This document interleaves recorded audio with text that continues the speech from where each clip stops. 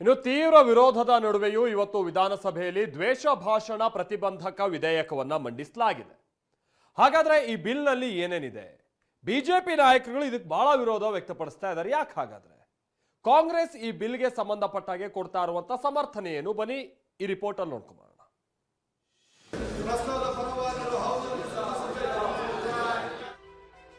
ವಿಧಾನಸಭೆಯಲ್ಲಿ ದ್ವೇಷ ಭಾಷಣ ತಡೆ ವಿಧೇಯಕ ಮಂಡನೆ. ಕರ್ನಾಟಕ ದ್ವೇಷ ಭಾಷಣ ಮತ್ತು ದ್ವೇಷಗಳ ಅಪರಾಧಗಳ ಪ್ರತಿಬಂಧಕ ವಿಧೇಯಕವನ್ನು ಮಂಡಿಸಲು ಸಭೆ ಅನುಮತಿ ನೀಡಬೇಕು. ಬಿಜೆಪಿ ಸದಸ್ಯರಿಂದ ವಿರೋಧ, ಇಲ್ಲ ಇಲ್ಲ ಎಂದು ಘೋಷಣೆ.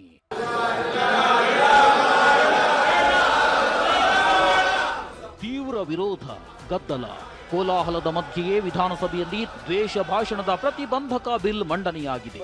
ಗೃಹ ಸಚಿವ ಪರಮೇಶ್ವರ್ ಪ್ರತಿಬಂಧಕ ಮಸೂದೆಯನ್ನ ಮಂಡಿಸಿದ್ದಾರೆ. ವಿಧೇಯಕ ಮಂಡನೆ ವೇಳೆ ಸಭಾಧ್ಯಕ್ಷ ಯುಟಿ ಖಾದರ್ ಮೈಕ್ ಕೈಕೊಟ್ಟಿದೆ. ಮತಕ್ಕೆ ಹಾಕುವಾಗಲೇ ಸ್ಪೀಕರ್ ಮೈಕ್ ಆಫ್ ಆಗಿದೆ. ಮತಕ್ಕೆ ಹಾಕಿದಾಗ ಮಸೂದೆಯ ಪರವಾಗಿರುವವರು ಹೌದು ಎನ್ನಬೇಕು ಎಂದಾಗ ಬಿಜೆಪಿ ಸದಸ್ಯರೆಲ್ಲ ಇಲ್ಲ ಇಲ್ಲ ಅಂತ ಘೋಷಣೆ ಕೂಗಿದ್ದಾರೆ. ಈಗ ಪ್ರಸ್ತಾವ ಸಭೆ ಮತಕ್ಕೆ ಹಾಕುತ್ತೇನೆ.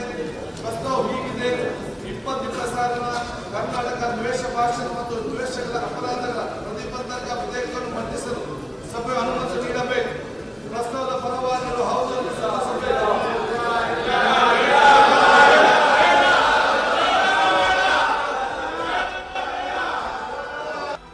ಆಡಿಯೋ ಸಮರ್ಪಕವಾಗಿ ಇಲ್ಲದ ವೇಳೆಯೇ ದ್ವೇಷ ಭಾಷಣ ಬಿಲ್ ಮಂಡನೆಯಾಗಿದೆ. ದೇಶದ ಭಾಷಣವನ್ನ ಗಂಭೀರ ಅಪರಾಧ ಅಂತ ಸುಪ್ರೀಂ ಕೋರ್ಟ್ ವ್ಯಾಖ್ಯಾನಿಸಿತ್ತು. ಹಾಗಾದ್ರೆ ಜಟಾಪಟಿಗೆ ಕಾರಣ ಆಗಿರೋ ಬಿಲ್ನಲ್ಲಿ ಏನಿದೆ ಅನ್ನೋದನ್ನೇ ನೋಡೋದಾದ್ರೆ, ರಾಜ್ಯದಲ್ಲಿ ದ್ವೇಷ ಭಾಷಣ ತಡೆಗಟ್ಟಲು ವಿಧೇಯಕ ಮಂಡನೆಯಾಗಿದೆ. ಈ ವಿಧೇಯಕದ ಪ್ರಕಾರ ಒಂದು ವೇಳೆ ದ್ವೇಷ ಭಾಷಣ ಮಾಡಿದ್ರೆ ಕನಿಷ್ಠ 1 ವರ್ಷ, ಗರಿಷ್ಠ 7 ವರ್ಷದವರೆಗೂ ಜೈಲು ಶಿಕ್ಷೆ ವಿಧಿಸಲು ಅವಕಾಶವಿದೆ. ಹಾಗೆಯೇ 50,000 ರೂಪಾಯಿ ದಂಡದ ಜೊತೆಗೆ ಶಿಕ್ಷೆ ಕೂಡ ವಿಧಿಸಬಹುದಾಗಿದೆ. ಶಿಕ್ಷೆ ವಿಧಿಸಿದ ಬಳಿಕವೂ ಪುನರಾವರ್ತನೆಯಾದರೆ ಕನಿಷ್ಠ 2 ವರ್ಷ, ಗರಿಷ್ಠ 10 ವರ್ಷ ಶಿಕ್ಷೆವರೆಗೂ ವಿಧಿಸಬಹುದಾಗಿದೆ.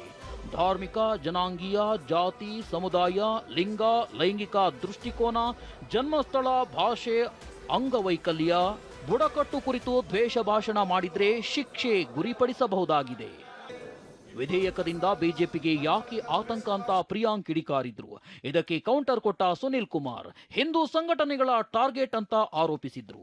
ಕಾನ್ಸ್ಟಿಟ್ಯೂಷನ್ ಅಲ್ಲಿ ಏನಿದೆ ಅದನ್ನೇ ನಾವು ಅನುಷ್ಠಾನಕ್ಕೆ ತರ್ತಾ ಇರೋದು. ಇಫ್ ಬಿಜೆಪಿ ಅವರಿಗೆ ಕುಂಬಳಕಾಯಿ ಕಳ್ಳ ಅಂದ್ರೆ ಅವ್ರ ಹೆಗಲ್ ಮುಟ್ಕೊಂಡು ನೋಡಿದ್ರೆ ನಾನೇನ್ ಮಾಡ್ಲಿ? ಯಾಕಷ್ಟು ಆತಂಕ ಪಡ್ತಾ ಇದ್ದಾರೆ ಬಿಜೆಪಿ ಅವರು?